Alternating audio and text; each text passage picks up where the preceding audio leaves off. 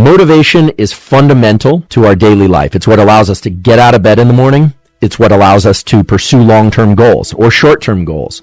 Motivation and the chemistry of motivation is tightly wound in with the neurochemistry of movement. In fact, the same single molecule, dopamine, is responsible for our sense of motivation and for movement. Even though nerves controlling muscles, so again, these are nerves in the spinal cord or brain that move our limbs, the effector chemical there, the one that actually causes the muscles to twitch, to contract, is acetylcholine. In the brain, acetylcholine is responsible for focus. However, whether or not we move, whether or not we want to move, whether or not we have the desire to overcome barriers of, they could be social barriers or financial barriers or time constraints, that depends on this molecule we call dopamine. It's a fascinating molecule, and it lies at the center of so many great things in life. And it lies at the center of so many terrible aspects of life, namely addiction and certain forms of mental disease. So if ever there was a double-edged blade in the world of neuroscience, it's dopamine. There's a fundamental relationship between dopamine released in your brain and your desire to exert effort. And you can actually control the schedule of dopamine release, but it requires the appropriate knowledge. This is one of those cases where understanding the way the dopamine system works will allow you to leverage it to your benefit. And if you don't understand the way the dopamine works, there's a good chance that it's going to pull you out into the current of life, meaning the rest of the world is going to control your dopamine schedules. Motivation is a two-part process, which is about balancing pleasure and pain. Okay? Most people think about motivation and reward and dopamine as just trying to achieve pleasure. It's fair to say that dopamine is responsible for wanting and for craving, and that's distinctly different from the way that you hear it talked about normally, which is that it's involved in pleasure. So yes, dopamine is released in response to sex. It's released in response to food. It's released in response to a lot of things, but it's mostly released in anticipation and craving for a particular thing. Let's say you're hungry, or you're looking forward to a cup of coffee, or you're going to see your partner. Well, your dopamine neurons are firing at a low rate until you start thinking about the thing that you want or the thing that you're looking forward to. Just thinking about food, about sex, about nicotine if you like nicotine, or cocaine or amphetamine can increase the amount of dopamine that's released to the same degree as actually consuming the drug. Now, it depends. In some cases, for instance, the cocaine user, the addict that wants cocaine, can't just think about cocaine and increase the amount that's released about 1,000-fold. It's actually much lower, but it's just enough to put them on the motivation track for it to crave that particular thing. Now, there are reasons why you would have brain circuitry like this. I mean, brain circuitry like this didn't evolve to get you addicted. Brain circuitry like this evolved in order to motivate behaviors toward particular goals. Water when you're thirsty, sex in order to reproduce. And nowadays there's a ton of interest in social media and in video games. And there have been some measurements of the amount of dopamine released. Video games, especially video games that have a very high update speed, where there's novel territory all the time, novelty is a big stimulus of dopamine, those can release dopamine somewhere between nicotine and cocaine. So very high levels of dopamine release. Social media is an interesting one because the amount of dopamine that's released in response to logging on to social media initially could be quite high, but it seems likely that there's a taper in the amount of dopamine, and yet people still get addicted. If there's something that you're pursuing in life, whether or not it's an academic goal or a financial goal or a relationship goal, one of the things that you can do to ensure that you will remain on the path to that goal for a very long time and that you will continue to exceed your previous performance, as well as continue to enjoy the dopamine release that occurs when you hit the milestones that you want to achieve, is to occasionally remove reward subjectively. Let's say you set out a goal of I'm going to make this quantitative with respect to finances because it just is an easy description, but this could also be in sport, this could be in school, this could be in music, could be in anything, creative endeavors. But let's say you set out a certain financial goal, or let's say you want to get a certain number of followers on whatever social media platform. As you reach each one of those goals, you should know now that the amount of dopamine is not going to peak, it's actually going to diminish and make you crave more. The key to avoiding that crash but to still keep it in healthy levels that will allow you to continue your pursuit, is as you are staircasing toward your goal, maybe that's dollars, maybe that's followers, maybe that's grades, maybe that's some other metric, it's medals or trophies, you actually want to blunt the reward response for some of those intermediate goals. Now, I'm not telling you shouldn't celebrate your wins, but I'm telling you not to celebrate all of them. Or as a good friend of mine who recently, fortunately for him, had a great financial success, he asked me and somebody else, a good friend of mine who's very tuned into dopamine reward schedules, understands how they work at a really deep level, and he said, I don't know what to do next. And we said, oh, well, that's simple. You should just give most of it away. And this wasn't a ploy to receive any of the money ourselves. This was really about reducing the impact of that reward. Now, hopefully giving money away, if you already have enough of it, would be something that was rewarding in and of itself. But if you're a student who's pursuing goals in university, or you're an athlete who's pursuing goals, it actually makes sense from a rational perspective, once you understand these mechanisms, to hit a new high point of performance, or to get that A plus, or for you, if it's an A minus, etc., and to tell yourself, okay, that was good, but to actually actively blunt the reward, to not go and celebrate too intensely.